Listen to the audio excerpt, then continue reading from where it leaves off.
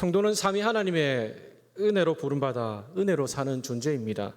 하나님께서 그리스도 안에 베푸신 그 구원 자체도 은혜요. 성도가 사는 일상에서도 하나님의 은혜이죠. 먹고 마시고 살면서 입고 누린 모든 일상 자체가 당연한 것 같지만 하나님의 은혜입니다. 하나님께서 허락하셨다면 고난조차도 질병조차도 하나님의 은혜이죠. 이 모든 것이 하나님의 은혜임을 고백할 수 있어야 됩니다. 은혜로 부름받아 은혜로 살기 때문에 하나님의 은혜가 매 순간마다 우리에게 필요합니다. 삶의 자리에서 소명의 삶들을 감당하기 위해서 은혜가 필요하지요. 죄악된 세상 가운데서 승리하기 위해서도 은혜가 필요합니다. 힘겨운 일상을 버티고 견디게 하는 힘 또한 은혜입니다. 유명한 말씀이 있지 않습니까? 사람이 떡으로만 살 것이 아니요. 사람이 떡으로 살지 않습니다. 먹고 마시고 이것이 풍족하다 해서 행복한 존재가 아니죠. 하나님께서 우리를 만드셨을 때에 먹고 사는 것만 해결되면 행복한 존재로 만드시지 않았습니다. 사람은 주님이 함께 하실 때에, 그분의 다스림을 받을 때에, 주시는 말씀을 받고 또 하나님의 신령한 복과 은혜로 체험받을 때에 인생의 만족을 얻습니다. 성도에게 하나님의 은혜가 채워지지 않으면 나타나는 현상이지요. 하나님과 점점 멀어집니다. 그렇게 믿음 좋은 다윗, 한순간이었습니다. 은혜에 멀어지니 어떻게 합니까? 범죄하지 않습니까? 평소 같았으면 전장을 누리고 하나님 나라를 위해서 수고하고 헌신했을 것인데 그날은 달랐습니다. 낮잠을 자고 일어나서 해서는 안 되는 행동들을 하였습니다. 하나님께서 계속해서 그의 심령 가운데 사인을 주셨습니다. 그래 그 사인을 무시하고 바세바를 범하게 되지요. 바세바가 임신하자 그 사실을 감추기 위해서 그의 남편 우리아를 사지로 몰았습니다. 그렇게 위대한 신앙조차 한순간이었습니다. 은혜에서 멀어지니 곧바로 넘어졌습니다. 우리가 심심치 않게 교회에서 이런 사건들을 보지 않습니까? 목사나 장로나 교회 집사가 부끄러운 일들을 합니다. 그런데 왜 이런 일들이 일어납니까? 하나님의 은혜에 멀어졌기 때문입니다. 우리가 그들을 욕할 필요는 없습니다. 우리 자신도 언제 어디서나 하나님의 은혜가 떨어지면 그렇게 될 수 있다는 것이죠. 그렇기 때문에 겸손하게 하나님의 은혜를 구하지 않을 수가 없습니다. 사랑하는 성도 여러분, 우리에게 은혜가 필요합니다. 은혜 받아야지 믿음으로 살고, 은혜 받아야지 능력 받고, 은혜 받아야 고난을 이깁니다. 은혜 받아야지 열등감도 이기고 죄를 이길 수 있습니다. 학교에 다니는 학생도 은혜를 받아야 되죠. 직장에서 일하는 직장인들도 은혜 받아야 됩니다.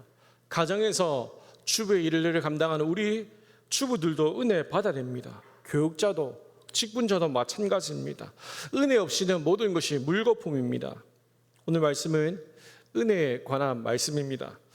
본문을 이해하기 위해서 배경을 잠시 살펴보아야 됩니다. 주전 586년에 남유다는 바벨론에 의해서 패망하죠. 나라를 빼앗기고 포로로 끌려갑니다. 그들이 그렇게 신앙의 중심으로 여겼던 성전마저 무너졌습니다. 언약의 백성에게 남아있는 것이 없습니다. 소망 둘 곳조차 없습니다. 가장 절망적인 시대를 살아가던 언약의 백성들에게 다시 서광의 빛이 비추기 시작합니다. 하나님께서 예레미야에게 약속하신 말씀대로 70년이 지난 그 시점에 은혜를 베풀어 주셨습니다. 이방왕 고레스를 통해서 칙령을 하여 언약 백성들이 다시 고국으로 돌아올 수 있었습니다. 그곳에서 새롭게 하나님은 하나님 역사를 일구고 가시지요. 언약 백성은 3번에 걸쳐서 대대적인 귀환을 합니다. 다시 고국으로 돌아오는 것 자체가 쉽지 않았지만 하나님 말씀에 순종하여서 다시 돌아왔습니다. 1차 귀환은 스룹바벨의 지도하에서 이루어집니다. 1차 귀환자들이 고국으로 귀국한 이후에 무너진 성전을 재건축하였습니다. 2차 귀환은 에스라의 지도하에서 이루어졌습니다. 에스라의 귀환은 자연스럽게 신앙의 순결과 부흥의 운동으로 연결되었습니다. 느헤미야가 3차에 귀환하게 되는데 그 기간이 13년입니다. 에스라는 그 13년의 기간 동안에 미리 귀환하여서 이스라엘 백성들에게 율법을 연구하여서 가르치는 그런 사역들을 감당했습니다. 오늘 우리가 살펴본 이 본문의 말씀도 그 13년의 결실이 바로 이 말씀입니다. 3차 귀환은 느헤미야에 의해서 이루어지죠. 느헤미야는 예루살렘에 도착한 지 50일 만에 성벽을 재건합니다. 대적의 방해가 있었지만 하나님의 선하신 손의 도움으로 이 무너진 성벽을 재건할 수 있었습니다. 오늘 본문 말씀은 이 성벽을 짓고 일주일이 지난 그날입니다. 성벽을 지어서 외세의 침입과 외부로부터의 위험을 보호받을 수 있게 되었습니다. 느헤미야는 성벽 건축을 통해서 백성들의 신앙을 새롭게 세우고 또한 그들의 믿음을 고취시켰습니다. 누가 봐도 이는 하나님의 일이었습니다. 누가 봐도 하나님의 선한 역사였습니다. 모두가 인정할 만한 성과였지요. 이스라엘 주변의 대적 국가들도 이방 나라들도 이 하나님의 역사 앞에 두려워하고 낙담하였다고 성경은 기록하고 있습니다. 그런데 느헤미야가 성벽을 짓고 가장 처음 시도한 것이 무엇입니까? 바로 예배입니다. 오늘 말씀과 같이 특별 붕회로 사람들을 모았습니다. 오늘 본문은 7월 1일 초하루입니다. 7월 1일은 나팔절 절기로 이스라엘은 지키죠. 그리고 7월 10일은 대속죄일입니다. 그리고 7월 15일에서 20일까지는 이스라엘 3대 절기 중에 가장 풍성한 절기를 나타내는 초막절입니다. 이 절기에 맞춰서 특별한 부흥집회를 열었습니다. 여러분, 무엇을 뜻합니까? 건물을 화려하게 지어도 그 건물 자체가 우리를 지켜준다는 것이 아닙니다. 하나님께서 지켜주셔야 된다는 것을 알았기 때문에 이들은 성벽을 가장 먼저 짓고 가장 먼저 한 것이 바로 하나님을 향한 예배였습니다. 이 예배를 드림을 통해서 모두가 은혜를 받았습니다. 12절, 모든 백성이 곧 가서 먹고 마시며 나눠주고 크게 즐거워하니 이는 그들이 그 읽어 들려준 말을 밝히 알미라. 모든 백성이 은혜를 받았습니다. 은혜를 받으니 즐겁고 삶의 소망과 희망이 넘쳤습니다. 은혜를 받으니 학생들은 학교에 가서 삶이 달라졌습니다. 직장인들은 직장 생활이 달라지고 주부들은 가정 생활이 달라졌습니다. 기쁨을 얻고 활력을 얻어서 모든 상황들을 넉넉하게 감당할 수 있었습니다. 말씀의 은혜를 받았기 때문이죠. 고단한 삶의 연속이지만 은혜 받아서 그래서 넉넉하게 살아갈 수 있었습니다.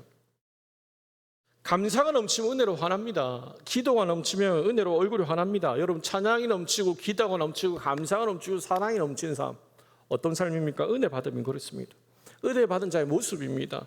은혜 받은 감사 찬양이 넘쳐나지 않습니까? 은혜 받은 기도가 넘쳐나지 않습니까? 얼굴이 환해집니다. 달라집니다. 그렇기 때문에 우리는 은혜를 받아야 됩니다. 은혜 받아야지 믿음으로 삽니다. 은혜 받아야지 우리가 누리면서 살 수 있다는 것이죠. 그렇다면 어떻게 은혜를 받겠습니까? 오늘 말씀 통해서 세 가지를 말씀드리려고 합니다. 첫 번째, 은혜 받기 위해서는 은혜의 자리에 나와야 합니다. 여러분, 은혜 받기 위해서 은혜의 자리에 나와야 된다는 이 단순한 믿음의 원리를 꼭 기억하시길 바랍니다. 이스라엘 백성들은 하나님 예배하기 위해 수문에 모였습니다. 물이 샘솟는다 해서 수문이라고 부릅니다. 수문 옆에 넓은 공터가 있는데 모든 백성들이 일제히 하나님 예배하기 위해서 모였습니다. 생각해 보십시오. 수많은 사람들이 그 공터에 모여 있습니다. 얼마나 사람들로 북적북적 거리겠습니다. 새벽에 모였습니다. 얼마나 춥겠습니까? 말씀 보니까 정오까지 이 집회가 이어집니다. 얼마나 덥겠습니까? 춥다가 덥다가 황량한 광야 같은 척박한 곳입니다. 편한 의자도 없습니다. 바람이 불면 흙먼지가 날리는 곳이지요. 무슨 음향시설이라도 제대로 갖추었겠습니까? 몇만 명이 되는 사람이 모여서 육성으로 하나님 말씀을 들어야 하는 아주 불편한 곳입니다. 이스라엘 백성들이 지금 이 자리에 왜 모였습니까? 이 불편한 자리에 왜 모였습니까? 하나님을 예배하기 위해서 모였습니다. 말씀 듣고 은혜 받기 위해서 모였습니다. 2절 말씀입니다. 7째 달 초하루에 제사장 에스라가 율법책을 가지고 회중 앞 곧 남자나 여자나 알아들을 만한 모든 사람 앞에 이르러, 남자 여자 할 것 없이 말씀을 알아들을 수 있는 모든 사람들이 다 나왔습니다. 여기 우리가 주목해서 살펴봐야 될 것은 모든 사람입니다. 단 한 사람도 예외 없이 하나님 앞에 예배하러 나왔습니다. 모든 사람이 은혜 자리에 나왔다는 것이죠. 직장인들도 예배 자리에 나왔습니다. 주부도 예배 자리에 나왔습니다. 젖먹이를 키우는 아이도 포대기에 싸서 그 엄마가 나왔습니다. 할머니도 할아버지들도 손주 손녀를 데리고 무릇 말씀을 알아들을 모든 사람들이 불편함을 감수하고 은혜 자리에 나왔습니다. 여러분, 우리가 은혜를 받기 위해서 나와야 될, 가장 우선해야 될 은혜의 자리가 있지요. 무엇입니까? 예배입니다. 이 사실에 대해서 이견을 가질 분은 단 한 분도 계시지 않을 겁니다. 우리가 은혜 받기 위해서 은혜 자리인 예배에 나와야 됩니다. 예배가 은혜 받는 자리인 것은 알지만 우리가 코로나 시기를 거쳐오면서 예배가 가장 많이 약해졌다는 것을 인정하지 않을 수가 없습니다. 가장 먼저 예배해야 될 것 또한, 회복해야 될 것 또한 예배이죠. 예배는 하나님의 명령이지요. 하나님께서 시간을 따로 떼어내어 예배하라고 계명으로 만드셨습니다. 하나님께서 우리로 하여금 예배드리게 하신 목적은 분명합니다. 우리를 만나기 위함입니다. 가까이에서 교제하기 위함입니다. 은혜 베푸시기 위함입니다. 예배를 통해서 말씀하시고 자기 자신을 한량없이 우리에게 주시기 위해서 예배를 명령하셨습니다. 우리 민수기 6장 24절 이하의 말씀 한번 같이 읽어보도록 하겠습니다. 여호와는 내게 복을 주시고 너를 지키시길 원하며, 같이 읽겠습니다. 시작. 여호와는 내게 복을 주시고 너를 지키시기를 원하며 여호와는 그의 얼굴을 내게 비추사 은혜 베푸시기를 원하며 여호와는 그 얼굴을 내게로 향하여 드사 평강 주시길 원하노라 할지니라 하라. 여러분, 이 말씀은 강복 선언할 때에 사용되는 구약의 성경 구절입니다. 우리가 흔히 사용하는 고린도서 13장 13절 주 예수 그리스도의 은혜와 하나님의 사랑과 성령의 교통하심이 너희 무리와 함께 있을지어다의 구약 버전입니다. 우리 주님이 예배를 명령하신 목적은 분명하지요. 복 주시기 위해서입니다. 은혜 주시기 위해서 이 예배 자리를 명령하셨습니다. 그렇다는 것은 우리가 앉아있는 이 예배 자리 자체가 하나님의 은혜를 받는 은혜의 자리인 것이죠. 그렇기 때문에 조금 불편하다 해서 불편해도 이 자리에 나와야 합니다. 어떤 성도들은 오전 예배를 열심히 드립니다. 그리고 오예배는 드리지 않습니다. 그분들에게는 오예배 문이 닫혀 있습니다. 어떤 성도들은 수요일 기도의 문이 닫혀 있고 또한 어떤 성도들에게는 금요 기도의 문이 닫혀 있습니다. 또한 다른 성도는 새벽 기도의 문이 닫혀 있죠. 여러분, 문이 닫혀 있는데 어떻게 은혜가 임할 수 있겠습니까? 문이 열려야지 하나님의 복과 은혜가 임하지 않겠습니까? 닫혀진 예배 문이 열릴 수 있기를 바랍니다.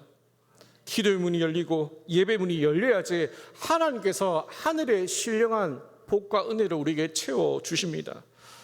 우리 올해 표 말씀 기억하십니까? 제 오른쪽에 표를 보시면 그 말씀이 있습니다. 히브리서 10장 24절에서 25절 말씀 한번 같이 읽어보도록 하겠습니다. 시작. 서로 돌아보아 사랑과 선행을 격려하며 모이길 피하는 어떤 사람들의 습관과 같이 하지 말고 오직 권하여 그날이 가까움을 볼수록 더욱 그리하자. 여러분, 모이라고 말합니까? 모이지 말라고 말씀합니까? 모이라고 말씀합니다. 모이기를 피하는 자의 어떤 자들의 습관과 같이 하지 말고 그날이 올수록 더욱 힘써서 모여라. 은혜의 자리로 나오라고 주님은 분명하게 말씀하고 있습니다. 저와 여러분이 은혜의 자리를 사모할 수 있기를 축복합니다. 두 번째, 은혜를 사모하셔야 됩니다. 하나님은 사모하고 줄인 영혼을 먹이시고 은혜를 베푸시지요. 1절 말씀 보겠습니다. 이스라엘 자손이 자기들의 성읍에 거주하였더니 7째 달에 이르러 모든 백성이 일제히 수문 앞 광장에 모여 학사 에스라에게 여호와께서 이스라엘에게 명령하신 모세 율법책을 가져오기를 청하매. 여러분, 놀라운 말씀입니다. 제일 처음 이스라엘 자손들이 끝을 보면 에스라에게 여호와께서 이스라엘에게 명령하신 모세 율법책을 가져오기를 요청하였다라고 말씀하고 있습니다. 예배 자리에 나온 하나님의 백성들이 하나님의 말씀을 받고 싶어서, 하나님의 말씀을 너무 듣고 싶어서 그 자리에 나온 거예요. 이들은 예배 드리기 전부터 하나님을 향한 마음이 충만했습니다. 말씀을 사모했습니다. 하나님의 말씀 듣기 위한 그들의 마음이 너무 간절했습니다. 그래서 에스라에게 우리에게 제발 하나님의 말씀 좀 주십시오. 하나님의 말씀 깨닫게 해주십시오. 은혜로 말씀을 들려주십시오라고 지금 요청한 것입니다. 3절에 보니까 새벽에서부터 정오까지 모였다고 말합니다.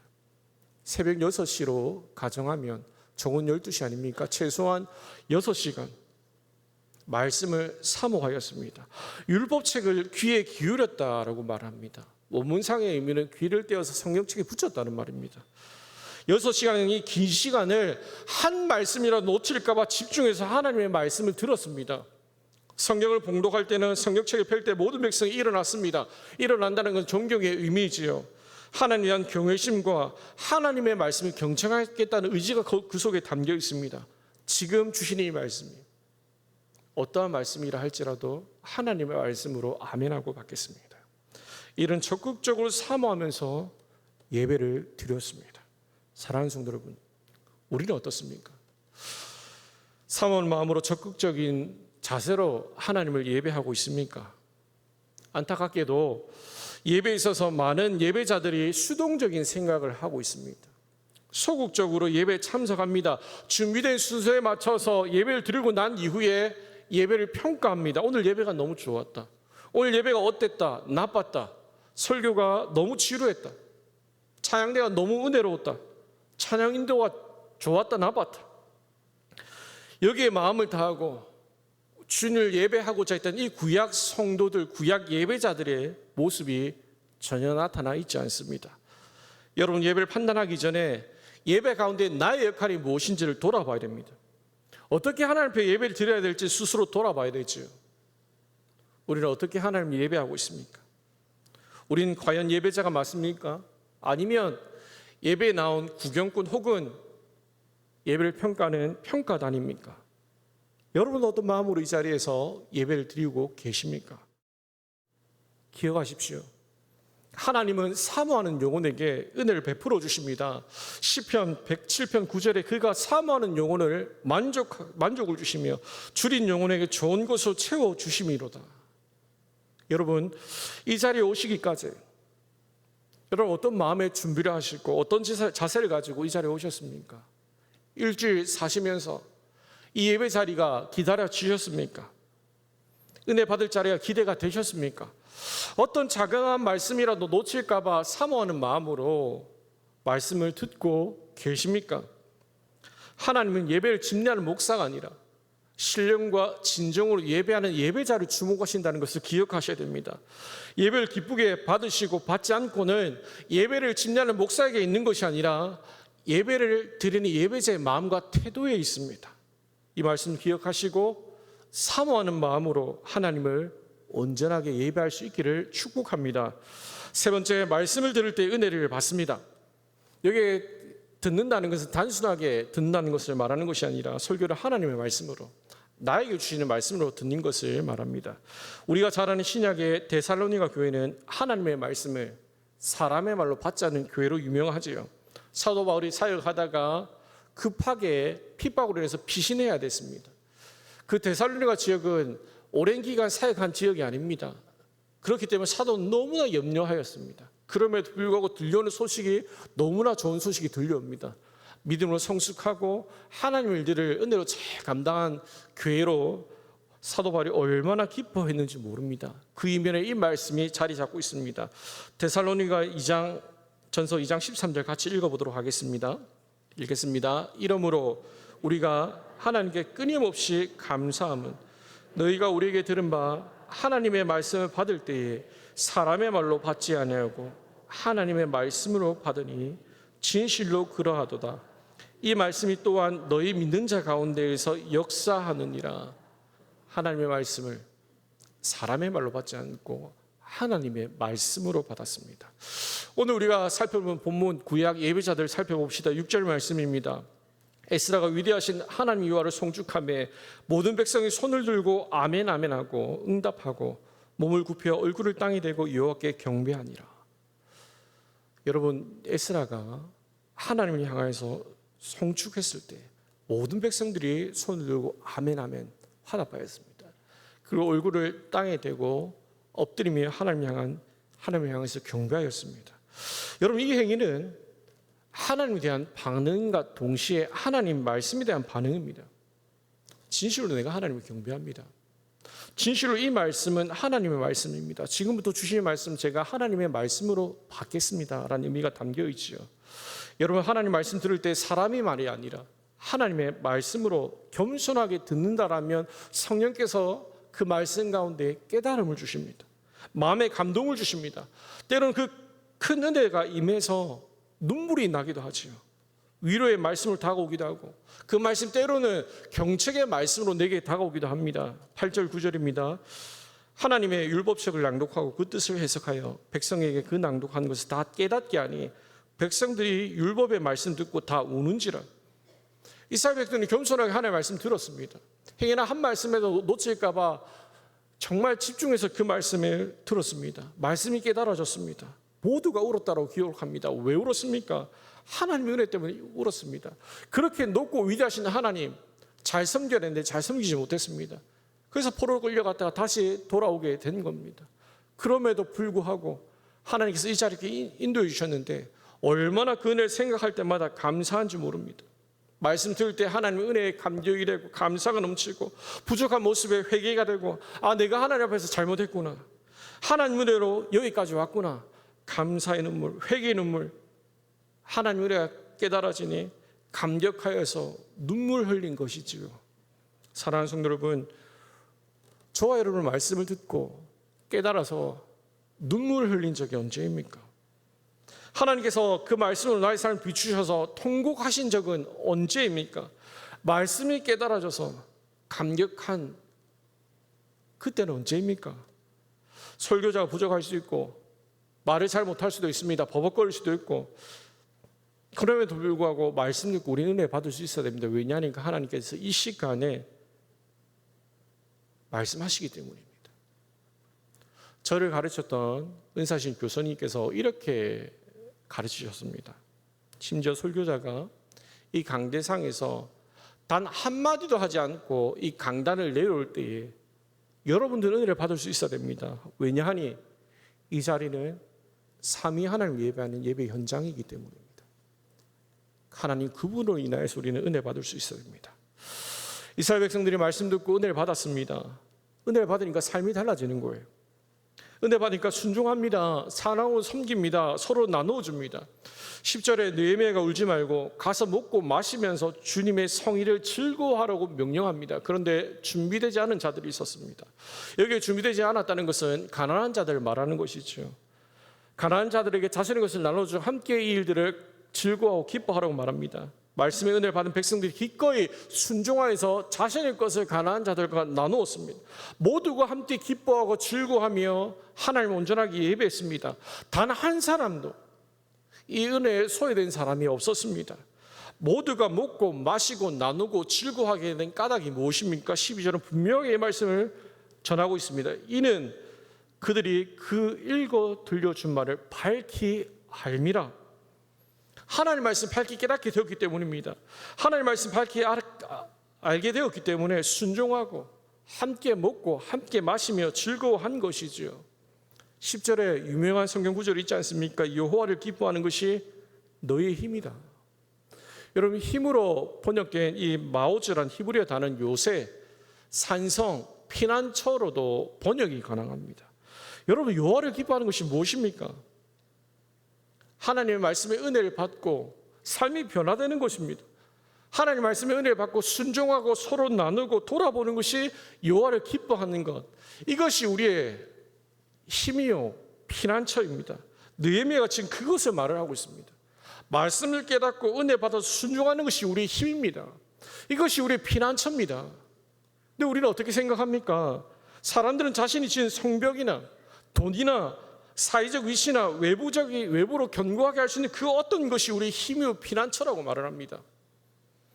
교회 건물을 새롭게 하고 교회 시스템을 새롭게 하고 좋은 프로그램을 도입한다 하더라도 우리가 하나님의 말씀에 순종하지 않는다라면 아무런 소용이 없습니다. 건물 자체가, 시스템 자체가 우리를 지켜주지 않아요. 성도의 참된 힘과 피난처는 하나님의 말씀 듣고 순종하는 것, 은혜를 나누는 삶이 진정으로 하나님을 기뻐하고 또 하나님을 예배한 자의 모습이지요. 사랑하는 성도, 우리가 하나님의 말씀 깨달을 때 얼마나 기쁩니까? 교회 공동체가 하나님의 말씀 깨달을 때 얼마나 성숙합니까? 서로 짐을 지고 헌신하고 나눠 살게 되어 있습니다.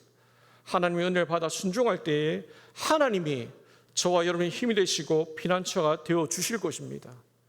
말씀에 귀 기울여서 이 말씀을 하나님의 말씀 받으시고 그 말씀 통해 은혜 받는 주의 백성들 되기를 축복합니다. 말씀을 정리하고 마치도록 하겠습니다. 사람은 떡으로만 살지 않습니다. 주님 주시는 말씀, 주님 주시는 은혜를 따라 살아가야 됩니다. 느헤미야는 사실 누구보다 잘 알았습니다. 성벽과 같은 외부적인 조건이 언약의 백성들을 지켜주는 것이 아니라는 것을 누구보다 잘 알았습니다. 그렇기 때문에 성벽을 짓고 일주일 만에 말씀의 집회를 열었습니다. 모두가 은혜를 받았습니다. 은혜를 받은 이유는 은혜 받을 자리에 나오고 그 은혜를 사모 있으며 말씀을 하나님의 말씀으로 받았습니다. 사랑하는 성도 여러분, 한 주간 살아가면서 이 말씀이 저와 여러분에게 은혜가 있기를 축복합니다. 기도하겠습니다.